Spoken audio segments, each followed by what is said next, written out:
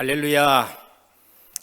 집에 계시지만은 똑같이 우리가 예배의 중심을 가지고 드리길 바랍니다. 우리 신앙 고백하겠습니다. 예수님은 그리스도 모든 문제 해결자입니다. 다시 한번 인사합니다. 오직 복음으로 인생 포럼하는 제자입니다.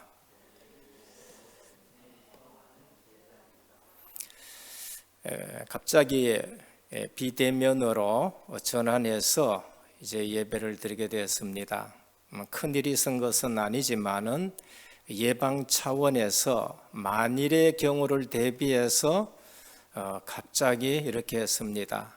저희 교역자 중에서 지교회의 만남 속에 양성이 나온 분이 그 자리에 있었습니다.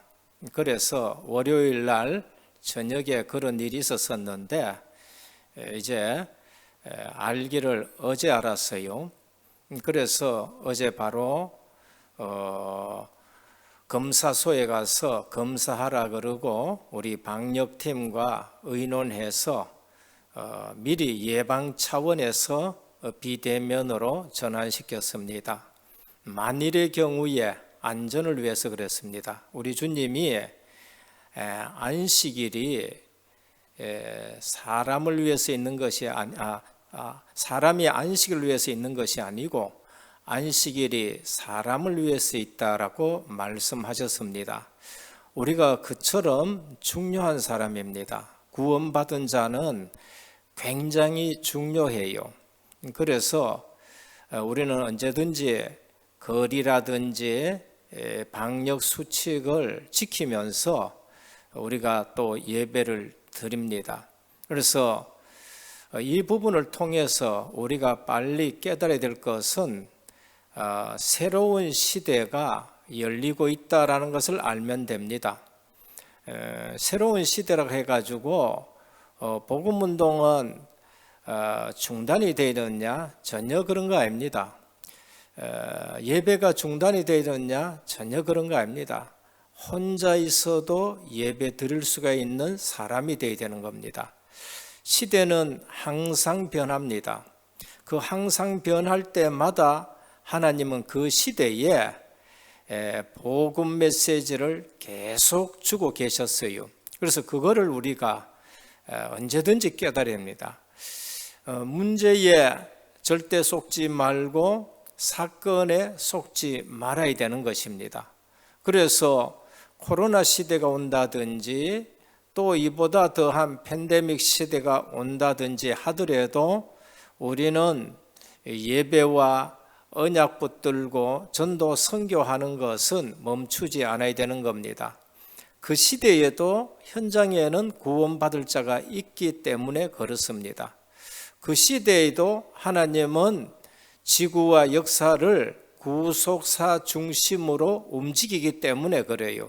그래서 우리가 이러한 시대일수록 초대교회를 보고 교회사를 봐야 되는 것입니다. 초대교회는 마가다락방에 모여서 예배 드리는데 핍박이 가해졌어요. 그러면은 복음 전할 수가 없겠지요. 근데 하나님의 계획은 또 다른 데 있습니다. 핍박이 좋은 것은 아닙니다. 환난이 좋은 것은 아니에요. 그런데 그들이 흩어지게 되는 것입니다. 흩어져서 이방교회가 세워지고 정말로 부활 메시지가 성취되는 일들이었습니다. 핍박이 없었다면은 250년 만에 로마가 복음화되는 것은 있을 수 없었을 것입니다. 그래서 핍박 때문에 흩어지게 되었고 흩어짐으로 이방으로 선교의 문이 열려지게 된 것입니다. 유대인 그리스도인 체질로서는 절대로 사마리아 안 가고 그 다음에 이방인한테 복음을 안 전해요. 그런데 핍박 때문에 그런 일이 났어요. 근데 핍박 때문에 더 중요한 것은 진짜만 모였다는 것입니다. 진짜만 모였기 때문에 진짜 복음 운동이 일어나는 거예요. 핍박이 없었다면은 가짜들도 오고 진짜들도 있고 하면은 여기에 얕은 많은 불신앙 소리가 나오게 되어지므로 로마 복음만은 더 늦어질 수 있는 거예요. 그러니까 오늘 우리는 코로나가 온다든지 무슨 일이 있든지 구속사 중심으로 이것을 볼 때에 정말로 하나님 앞에 제대로 응답받아 가게 되는 것입니다. 또 그 이후에 종교개혁이 일어나고 나서도 영국이라든지 이런 데는 오직 복음보다는 천주교와 개신교 중간 형태를 취해가지고 신앙이 희미해지기 시작하니까 청교도들은 우리 신앙을 지키기로 신대륙으로 떠나게 되는 걸 볼 수 있습니다. 그러면서 신대륙에 이 정말로 복음의 꽃을 피워서 세계 복음만 하는 나라가 생긴 거예요. 그게 미국인 것입니다. 많은 숫자가 아니었지만은 적은 숫자가 실제적으로 출발했는데 그 영향이 전 세계에 구속사 중심으로 역사를 움직이는 영향 미치는 나라가 되어버린 거 있지요. 그래서 우리가 핍박이다, 문제다, 사건 속에서 절대로 속지 말고 뭐를 봐야 돼요? 구속사의 흐름을 봐야 됩니다. 하나님이 이때에는 어떤 구속사를 이루어 가시는가? 하나님은 한쪽에 문이 막혔는데 한쪽으로는 그럼 어떤 문을 여시는가? 그걸 보셔야 되는 거예요. 그래서 오늘 또 교회사를 본다든지 성경을 본다든지 구속사 중심으로 보면은 절대 속지 않습니다. 이번에도 우리는 코로나 오면서 우리 다락방 전도운동 단체는 코로나가 좋다는 것이 아니라 이걸 통해서 어마어마한 유익을 얻었다라고 그렇게 말씀합니다. 저희 교회 같은 경우에는 그런 가운데 하나님의 계획이 뭔가 가정에서 단을 쌓는 것이다. 그러면서 2달, 석 달 동안 가정에서 단을 쌓은 거지요. 늘 교회 와서 예배 드린다는 거, 그 인식이 어디까지 가야 되느냐? 가정에서도 단을 쌓는다는 겁니다. 똑같이 초대교회도 가정에서 시작됐어요.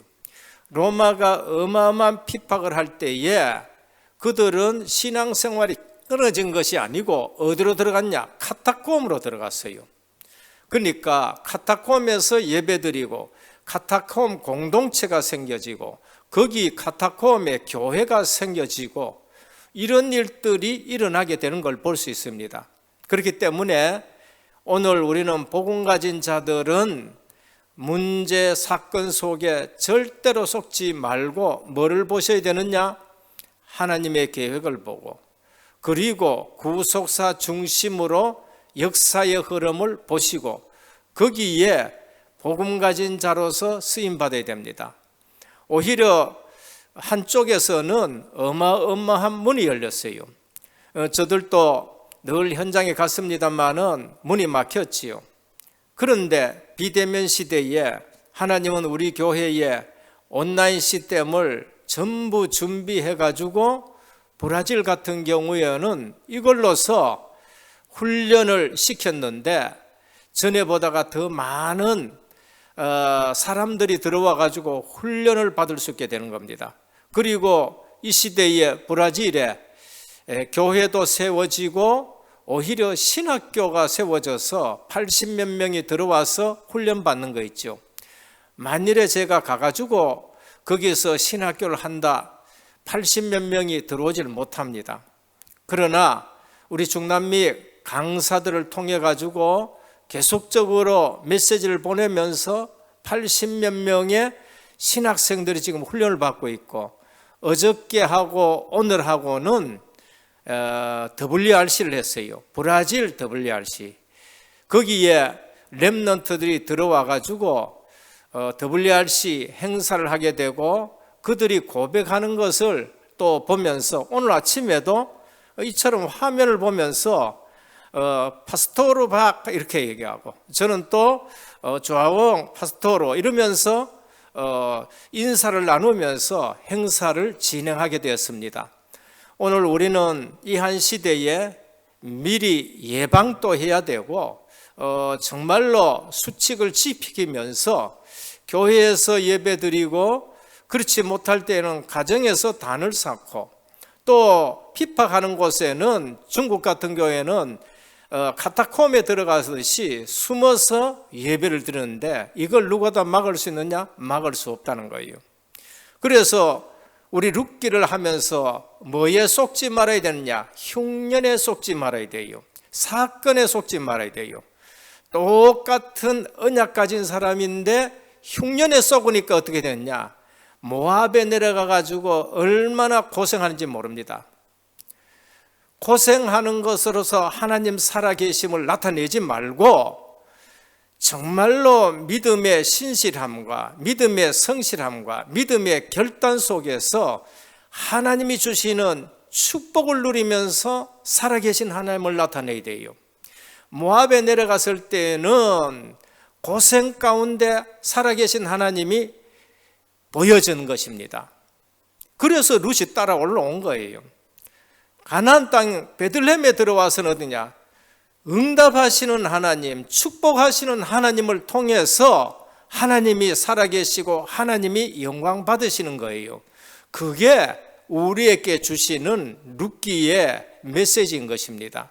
그래서 오늘 또 우리가 생각해야 될 것이 뭔가, 이러한 측면에서 룻기를 보셔야 되는 것입니다. 그래서 조금 핵심적으로 말씀드리겠습니다. 첫 번째입니다. 룻과 보아스의 만남과 결혼입니다. 그리스도 안에 있는 하나님의 섭리인 것입니다. 우리가 그리스도 안에 있으면은요, 하나님의 섭리는 무한한 것입니다. 하나님의 섭리는 무궁한 것이에요. 하나님의 섭리는 어마어마한 은혜인 것입니다. 그래서 룻과 보아스의 만남이 결혼으로까지 이어지는데, 그것이 뭔가 믿음에 결단했고 믿음의 성실함 속에 하나님의 섭리가 있다는 것을 발견하게 되는 겁니다. 이 만남은 언약을 이루는 만남이었어요. 우리의 만남이 이런 만남이 되어야 돼요. 동기 있는 만남, 날마다 갈등하게 됩니다. 머리를 아무리 굴려도 동기 있는 만남은 하나님이 속지 않아요. 오히려 사단에게 이용당하게 되는 겁니다. 언약 있는 만남은요, 하나도 동기 없어도 하나님의 섭리 속에 있는 만남이 되고, 그게 축복의 만남이 되는 겁니다. 섭리가 뭔가? 섭리는 하나님이 보존하시고 하나님이 유지하시고 하나님이 발전시켜 나가는 것을 섭리라 합니다. 그 섭리가 어디에 있느냐? 섭리가 하나님의 작정 속에 있는 거예요. 하나님의 작정 속에는 예정이 있는데, 예정은 인간 구원과 관계에 있는 작정을 예정이라 그러고, 작정은 인간 구원과 모든 하나님의 계획과 이루실 일들이 전부 그게 작정 속에 있는 거예요. 이 속에 하나님이 섭리를 가지고 이끌어 가시는데, 보존하시고 유지하시고 발전시켜 나가는 거예요. 그래서 언약을 이루는 만남입니다. 룻기 4장 12절입니다. 여호와께서 이 젊은 여자로 내게 후사를 주사 내 집으로 다말이 유다에게 낳아준 베레스와 지그의 집과 같게 하시기를 원하노라. 그 앞에는 야곱이 레아와 라헬을 통해 가지고 12지파로서 한 민족을 이루는 것, 그걸 말씀해요. 이게 뭐예요? 기업을 만든다는 거예요. 하나님 나라의 기업을 이루는 일을 하고 있다는 겁니다. 근데 거기서 갑자기 창세기 38장에 유다와 다말 얘기를 끄잡아내요. 그게 뭔가? 시언약을 말합니다. 하나님 나라의 기업을 이루는 데는 시언약이 굉장히 귀중한 거예요. 근데 이 시언약을, 메시아 올 시언약을 유다가 놓쳐버린 거예요. 그런데 이방 여인인 다말이 그걸 붙잡고 시언약의 응답을 받아버렸어요. 그래서 유다가 깜짝 놀라서 한 말이 뭔가? 네가 내보다 의롭다 얘기하는 거예요. 그 의롭다는 말이 뭔가 행실을 가지고 얘기하는 겁니다. 언약을 붙잡는데, 시언약을 붙잡고 기업을 이루어 가는데 그 속에 누가 있었느냐? 그리스도 오시는 기업이 되어버렸어요. 그래서 네가 나보다 의롭다고 말씀하는 겁니다. 오늘 우리는 걸핏하면은 윤리적이고 도덕적이고 세상적인 기준 가지고 옳다 그르다 얘기하기가 쉬워요. 그런데 성경에서는 그것보다 더 중요한 거 있다. 복음의 언약, 하나님 나라를 이룰 그 언약을 누가 지금 잡고 있느냐?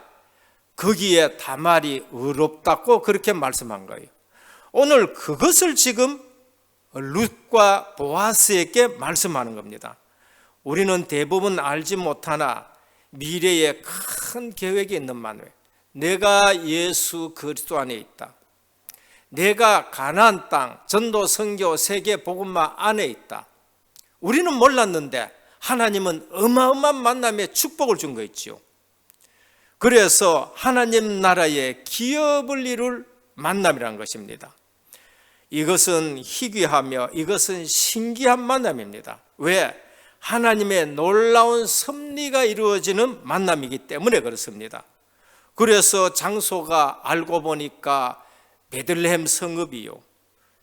증인이 있는데 언약 가진 10분의 장로가 거기에 증인으로 서가 있고 축복하는 모습을 보세요. 장로가 지금 여기에 축복하고 있는 모습을 볼 수 있습니다.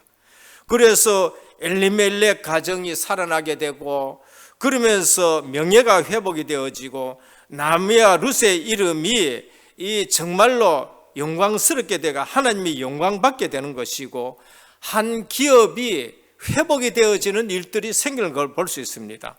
그래서 룻에게 후사를 주어 기업을 잇게 한다라는 그러한 축복이 있는 것을 볼 수 있습니다. 이것은 단순한 결혼이 아니라 아주 의미가 담겨져 있는 만남이고 결혼인 것입니다. 오늘 어떤 면에서는 우리의 결혼과 우리의 가정이 이 언약을 붙들어야 되는 거예요. 그냥 산다가 아니에요. 하나님은 한 가정, 한 만남, 한 결혼에 엄청난 축복을 주고 있는 것을 볼 수 있습니다. 그래서 실제적인 의미는 뭔가 살려낸다는 거예요.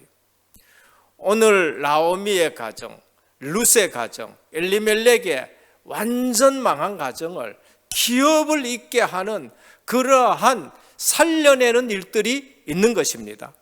오늘 저와 여러분들이 만나고 또 언약이 있는 만남과 결혼이 이루어진다. 거기에는 살려내는 축복이 있어야 됩니다. 완전 실패한 자의 모든 이름과 명예를 회복시켜 줬어요. 남은 자의 모든 권리를 회복시켜 줬습니다. 새로운 후사를 위해 모든 것을 준비했습니다. 한 가문을 살려내는 회복입니다. 이게 실제적인 섭리가 있는 만남이요 결혼이었습니다. 결혼 얘기가 나왔으니까 몇 가지 좀 짚어드립니다. 지금 현상에서는 세계적으로 결혼 연령이 전부 다 늦어지는 겁니다. 35 돼가지고도 늦지 않다고 생각하고 40 넘어까지 막 가고 그렇게 해요. 이것이 지금 문화가 되어버렸습니다. 예수 잘 믿고 성공한 사람도 이처럼 자꾸 늦어져요. 불신자도 그렇고 믿는 사람도 그래요. 그러면은 우리가 빨리 결혼에 대한 생각을 바꿔야 됩니다. 빨리 할 수 있으면 빨리 해야 되겠죠. 무슨 결혼을 해야 되냐? 오늘 본문을 보면서 언약 속에 있는 결혼을 해야 돼요. 언약 속으로 들어가서 결혼을 해야 됩니다. 기업을 생각하는 결혼을 해야 됩니다. 뭔가 하나님께서 요구하는 것이 있다는 것을 알고 결혼을 미션으로 붙잡고 사명을 붙잡고 결혼을 해야 돼요. 레위 남자, 레위 여자 그 얘기인 것입니다. 그리고 결혼을 선교 전략으로 해야 돼요. 결혼은 단순한 것이 아니라 선교 전략을 해야 돼요. 아랍 사람들은요 결혼을 선교 전략으로 합니다. 그래서 무조건 많이 놓습니다. 무조건 많이 낳아가지고 아랍 모슬렘을 어마어마하게 번창하게 하는 거예요. 복음 없는 사람은 그처럼 하는데 오늘 우리는 지금 복음 가지고 이거를 지금 놓치는 결혼을 하고 있다는 거예요. 그래서 꼭 우리 교회 안에서만 찾지 말고 멀리서도 찾아야 됩니다. 그리고 꼭 한국 사람이 아니라도 세계 도처에 얼마든지 있다는 걸 아셔야 돼요. 그게 브리스길라 부부입니다. 그게 디모데 어머니예요. 또 굳이 나이가 비슷해야 되느냐? 여자가 나이 많으면 안 되느냐? 상관은 없습니다. 또 여자 나이가 너무 어려도 괜찮냐? 상관은 없습니다. 이제는 그런 차원이 아니라 언약적이고 성교적인 차원에서 결혼을 해야 됩니다. 어리면은 어릴 때부터 언약으로 길러가지고 또 그렇게 준비된 결혼도 해야 되겠죠. 이거는 조금 더 우리가 깊이 생각하면은 우리가 믿음이 없어서 불신자에게 시집 가는 거, 그리고 장가 가는 거, 나는 그게 범죄라고 생각합니다. 그러나 기도하다가 정말로 하나님이 괜찮은 사람을 만났는데 그 사람이 나도 예수 믿기를 원한다 그러면은 기도하다가 하나님이 선교 전략으로 주신 거니까 결혼해야 되겠지요. 그런데 절대로 안 된다 그러면은 하지 말아야 돼요. 그러면은 하지 말아야 됩니다. 그래서 이 말은 불신 결혼하라는 말이 아니에요. 불신 결혼은 절대 안 된다는 말이 아니라 기도하다가 내가 신앙생활을 정말로 하나님 앞에 중심 가지고 하는데 기도하는 중에 그런 사람을 만났어. 근데 그분이 예수 믿는 것을 좋아하고 나도 예수 믿을란다 하면은 불신자지만은 데리고 와가지고 믿게 하고 결혼해야 되겠지요. 이것은 뭐를 얘기하냐? 선교적인 차원이란 말이에요. 그런데 사귀는 사람이 영 믿음도 없고 복음이 없다. 근데 엘리트고 그런데 돈 많고 거기 속는 것이 뭔가 흉년 따라가지고 모함 내려가는 거 똑같은 사건이요. 저는 그런 사건들을 너무나도 많이 봅니다. 그래서 우리가 오직 복음 가진 자가 되어야 되고요. 만남이 하나님의 섭리 속에서 만나야 된다는 것을 우리에게 말씀합니다. 둘째입니다. 오늘 이 만남은 영적 의미는 더욱 놀라운 것입니다. 그냥 롯이 가나안 땅에 들어왔고 베들레헴 와서 보아스를 만났는데 잘 먹고 잘 살았다 그 말이 절대 아닙니다. 오실 메시아가 모든 명예를 회복시킨다라는 걸 말합니다.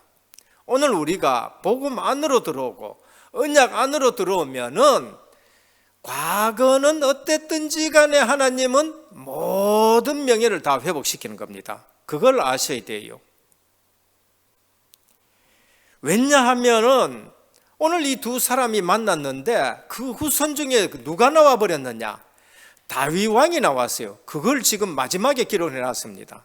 아마 다윗 왕 때에 그 이후에 이 룻기가 기록된 것 같아요. 사사기 시대가 끝나고 왕정 시대가 지나서 다윗 왕이 세워지고 그 이후에 이게 기록됐어요. 그래서 가만히 보니까 하나님의 섭리 속에 이 룻이 가나안 땅으로 들어오고 믿음에 결단하고 베들레헴에 와가지고 보아스를 만났는데 다윗 왕의 증조모가 된 거예요. 증조모. 이건 뭐를 의미하느냐? 메시아가 우리의 모든 명예를 회복한다는 겁니다. 메시아의 조상이 됐어요. 그러면 그리스도가 오신 이후에 우리는 그리스도의 나라 속으로 들어왔단 말이에요. 하나님의 자녀가 됐다는 거. 그거를 지금 말씀하는 겁니다. 그러니까 언약을 모르고 예수 그리스도를 모르면은 육신적으로 가나안 땅 들어가 잘 먹고 잘 살았다. 그래서 완전 실패하는 겁니다. 그 생각 가지고 있으면 모압에 가나 가나안 땅에 가 있으나 똑같은 거예요. 그래서 우리가 성경을 핵심적으로 언약적으로 봐야 되는 거예요. 오실 메시아가 모든 것을 회복시켰다. 그러면 우리는 오신 예수 그리스도 메시아가 모든 것을 회복시킨 거예요. 그래서 날마다 뭐라고 고백하느냐? 주는 그리스도시요 살아계신 하나님의 아들이십니다. 인생 모든 문제 끝이다는 거예요. 이게 얼마나 중요한 고백인가. 단순하면서도 모든 축복 다 들어있는 고백인 겁니다. 버림받은 이방인이 구원의 반열에 들어가게 됩니다. 이스라엘 유대인들에게 있어가지고 이방인이 가나안 땅에 들어오고 이방인이 이스라엘 속으로 들어간다. 그거는 생각할 수 없는 일이에요. 요나를 봐도 생각할 수도 없고요. 초대교회에 그 유대인들 봐도 생각할 수 없어요. 그런데 구약에 다말이 거기에 들어오고요. 그리스도 안으로 들어오고 룻이 그리스도 안으로 들어오고요. 이건 뭐 보통 사건이 아니지요. 이거는 굉장한 큰 의미가 있습니다. 이방 여인이 구원을 받았다는 것은 어마어마한 일입니다. 거기다가 모압 여인이 구원받았다? 어마어마한 일이에요. 율법으로는 절대 있을 수 없는 일인데 복음 대신 그리스도 안으로 들어오기 때문에 이런 축복이 있는 것입니다. 그래서 모압 여인도 구원을 받을 수 있고 이방 여인도 구원받을 수 있고 룻은 최고의 축복을 선택했습니다. 우리는 빨리 아셔야 돼요. 과거가 없는 성인은 없습니다. 우리 기독교에 성자라는 사람들 이름들이 있어요. 근데 과거가 없는 성인은 없습니다. 들춰보면 전부 다 허물이 많아요. 근데 그또 안에 들어오니까 성인이 되는 거 있죠. 미래 없는 죄인은 없습니다. 아무리 죄인이라도 복음만에 들어오면은 미래가 있다는 거예요. 그러니까 우리는 누구도 함부로 판단할 수가 없는 것입니다. 모든 실패를 성공으로 바뀌게 했습니다. 로마서 8장 28절입니다. 우리가 알거니와 하나님을 사랑하는 자 곧 그 뜻대로 부르심을 입은 자들에게는 모든 것이 합력하여 선을 이루니라. 영적 의미는요 너무너무 큰 거 있지요. 신분과 권세가 회복이 된 영적 의미가 있습니다. 메시아 조상에 되어지는 영적 의미가 있고 그래서 모든 명예가 회복되고 신분과 권세가 바뀌어지는 의미가 있는 것이고 모든 실패가 성공으로 바뀌어서 전도 스토리가 되는데 합력하여 선을 이룬 것입니다. 남은 자의 명예가 회복되었어요. 그래서 하나님이 영광 받으심이 회복됩니다. 모압에 있을 때는 망해서 하나님 살아계심이 나타냈는가 하면은 언약의 결단 이후에 그리스도 안으로 들어오고 베들레헴으로 들어와 가지고는 하나님의 축복으로 하나님이 영광이 나타나는 일들이 생긴 겁니다. 그리고 후사가 회복이 되었어요. 오늘 또 골로새 2장 3절에 그 안에는 지혜와 지식과 모든 보화가 감춰져 있다. 영적 의미는 더 크다는 걸 말합니다. 마지막 세 번째입니다. 그리스도 안에 하나님의 섭리입니다. 무한합니다. 그리스도 안에 있는 하나님의 섭리는 무한하다는 걸 우리에게 말합니다.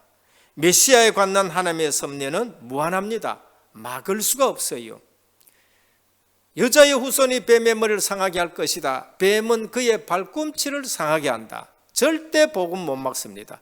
십자가 사건이 일어나도 주님은 부활하셔서 이 복음을 전 세계에 증거하는데 마귀가 완전 망해버린 거 있죠.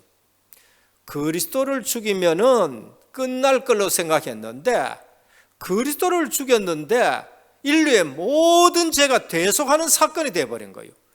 그리고 죽음에 내려가가지고 죽은 권세를 깨뜨리고 부활해버리신 거예요. 그러니까 마귀가 완전 박살나는 겁니다. 막을 수가 없는 겁니다. 출애기 3장 18절입니다.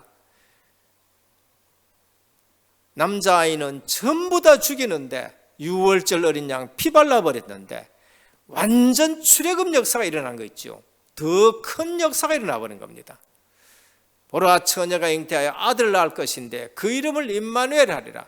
아람 군대가 들어와서 치려 그러고 포로로 붙들려 갔는데 여자의 처녀가 잉태해 아들을 낳는데 임마누엘이라 하나님이 너희와 함께 하신답니다.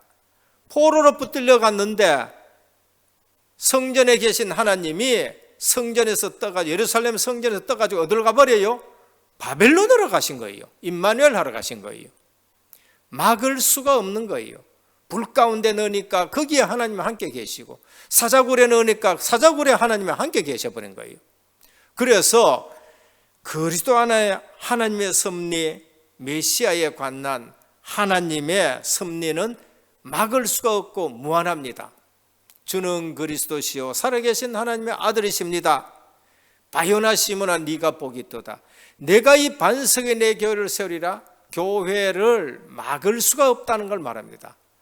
오늘 교회가 얼마나 중요하냐, 교회를 얼마나 우리가 소중하게 생각해야 되느냐, 교회를 얼마나 보호해야 되느냐, 그거를 우리는 오늘 이 시대에, 코로나 시대에 아셔야 되는 거예요. 여러분 가정이 교회고 얼마나 소중하냐, 지금 모이는 교회가 얼마나 소중하냐, 그래서 미리 예방 차원에서 온갖 것 지금 다 하고 있는 거예요. 구원받은 자에 대한 하나님의 섭리는 무한합니다. 오늘 내가 구원받았다. 하나님의 섭리가 어떻느냐? 끊을 수가 없어요. 누가 우리를 정죄하리요? 누가 우리를 송사하리요? 누가 우리를 예수 그리스도 안에서 끊으리요? 그 어떤 피조물도 예수 그리스도 안에서 끊을 수 없다. 로마서 8장 28절에 아까 말씀드렸듯이 모든 것이 합력하여 선을 이루게 되는 것입니다. 그래서 자세히 보면은 코로나19를 통해 가지고 하나님은 합력하여 선을 이룰 것을 우리가 발견해야 됩니다. 실패가 절대로 실패로 끝나지 않습니다. 증인으로 바꿔버립니다. 옛날에 그 실패를 이제는 베들레헴에서 하나님이 증인으로 바꾸는 거죠. 나오미도 룻도 보아스도 베들레헴 장로들도 베들레헴 여자들도 전부 다 기쁨이 되어버렸어요. 이것이 그리스도 안에 있는 하나님의 섭리입니다. 하나님의 섭리는 완벽해요. 그래서 내만 좋은 거 아니에요. 보아스만 좋은 거 아닙니다. 룻만 팔자 고친 거 아니에요. 룻도 나오미도 보아스도 장로들도 나오미의 친구 여자들도 베들레헴 온 동네가 다 기쁨이 되어지는 그러한 일들이 생깁니다. 그것이 그리스도 안에 하나님의 섭리입니다. 교회는 하나님의 섭리가 특별하게 있는 곳입니다. 그래서 미래와 후대가 축복받게 된 걸 볼 수 있습니다. 혹시 처음 말씀 듣는 분들도 있기 때문에 메시지의 설명이 길어질 수 있습니다만은 제가 좀 자세히 설명합니다. 그러나 빨리 중요한 것은 알아들으셔야 돼요. 그리스도 안에 은혜 입은 자에게 베풀어지는 복은 무한하다는 것을 우리에게 말씀합니다. 어떤 면에서는요, 하나님의 섭리 속에 있는 사람은 하나님이 따라다니며 축복하는 거 있죠. 따라다니며 축복합니다.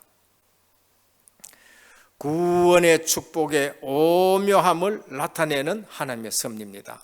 그래서 보아스는 누구를 반영이 되어 있느냐? 예수 그리스도, 기업 물을 자로.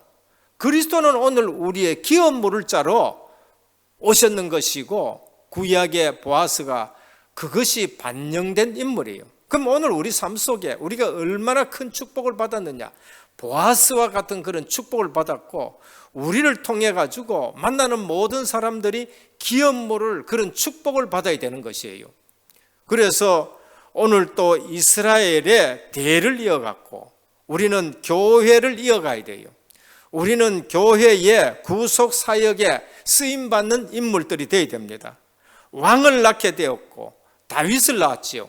그리고 그 왕 후손으로서 육신의 후손으로 그리스도가 오는 아주 영광스러운 그러한 할머니가 된 걸, 조상이 된 걸 볼 수 있습니다. 그래서 마태복음 1장에 룻의 이름이 나오고 다말의 이름이 나옵니다. 은혜라고 하는 것이 얼마나 큰 것인지 우리는 은혜라는 말 한마디만 깨닫도 돼요. 그래서 늘 은혜의 삶을 사시길 바랍니다. 이방 여인을 통한 하나님의 섭리, 구원의 섭리를 보여주시고 그 구원의 섭리는 어마어마한 축복이다, 무한하다는 것을 우리에게 보여주신 것입니다. 결론입니다. 교회라는 곳이 복음 공동체로 이 속에 들어온 것은 매우 중요한 축복이라는 걸 아셔야 돼요. 그냥 교회 왔다 갔다 하시면 안 돼요. 그러면 사단의 밥이 됩니다. 교회라는 곳은 복음 공동체고 이 속에 들어온 것은 엄청난 축복이고 무한한 하나님의 섭리가 있는 곳이다라는 걸 아셔야 돼요. 나오미와 룻이 복음 공동체 가나안 땅으로, 복음 공동체 베들레헴 땅으로, 그리스도가 오실 땅으로 들어와 버렸어요. 어마어마한 축복이 영적으로 받게 된 것을 볼 수 있습니다. 육신적으로도 마찬가지입니다. 그래서 복음 공동체 속에 있는 사람들은 흉년에 흔들려서 안 돼요. 코로나에 흔들려서 안 됩니다. 한번 흔들려 보시길 바랍니다. 그럼 어떤 일이 일어나는가? 흔들리지 말아 보시길 바랍니다. 하나님의 어떤 복을 주시는가? 둘째입니다. 훈련을 안 받으면 안 보여요. 훈련 속에 있어야 눈이 열리고 그 시대적인 축복이 보여요. 저는 이 시대에 다락방 복음운동 훈련 속에 들어와 가지고 시대적인 복이 지금 보이는 게 있죠. 지금 시대적인 복만 보이는 것이 아니라 지금 그거를 누리고 있는 거예요. 누가 봐도 그걸 누리고 있다고 보여지게 되는 겁니다. 누가 봐도 내 속에 하나님이 계시고 하나님이 인도해 가시고 하나님이 역사하는 것을 저는 말씀드릴 수가 있는 거예요. 그래서 모르면 어떻게 됐냐? 먼저 된 자가 나중돼요. 나중된 자가 어느 날 먼저 되어버린다 가요. 훈련받으면 나중된 자가 먼저 되는 일들이 너무 많은 거예요. 우리 교회 안에도 그럴 수가 있습니다. 저는 우리 단체 안에서요, 내보다 먼저 된 사람들이 많이 있었어요. 근데 훈련을 안 받으니까 오히려 내가 그들보다 먼저 된 자리에 와가 있는 걸 볼 수가 있는 겁니다. 그래서 저는 늘 말합니다. 뭘 하지 말고 제발 좀 훈련받아라. 앞에서 설치지 말고 제발 좀 훈련받아라. 왜? 눈이 안 열리면은요, 굉장한 손해를 보게 되는 겁니다. 그래서 훈련을 안 받으면은 안 보여서 모압으로 내려가고, 훈련 속에서 자란 이삭은 내려가지 말라 하니까 그 땅에 머물러가 100배의 축복받은 걸 볼 수 있습니다. 세 번째입니다. 교회 내 살리는 기업물을 시스템을 세웁시다. 기업물을 자, 고엘제도, 이것은 하나님이 이스라엘 백성 한 지파, 한 가정도, 한 개인도 안 망하게 하기 위해 가지고 그 명예와 그 기업을 전부 살리기 위해서 만들어 놓은 거예요. 거기에 룻이 그 축복을 받고 이런 일들이 된 겁니다. 그래서 교회 내에 모든 시스템이 모두를 살리는 시스템이 돼요. 그래서 RUTC 살리는 시스템이 되어야 됩니다. 교육기관, 전도회, 선교회 전부 살리는 시스템이 되어야 돼요. 지교에 그 지교에 들어갔다 살아나야 되는 거예요. 서밋스쿨, 문화, 장학회 등 전부 살리는 시스템이 되어야 됩니다.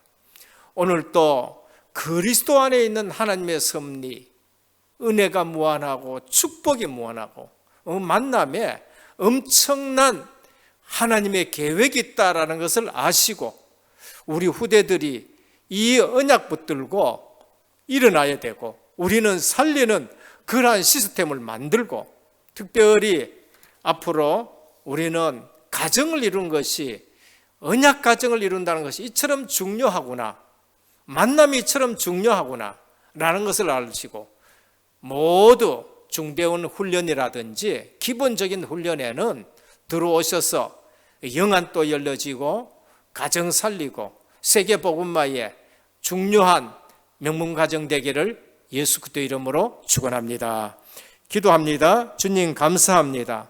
하나님의 섭리 보존하시고 유지하시고 발전시켜 가시는데 오늘 또 그리스도 안에 있는 섭리는 엄청난 축복이고 무한한 축복이고 한없는 은혜가 있다는 것을 알게 됩니다.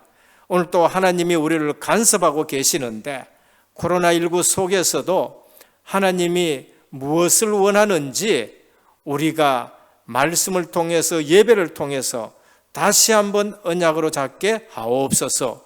예수 그리스도 이름으로 간절히 기도드립니다. 아멘.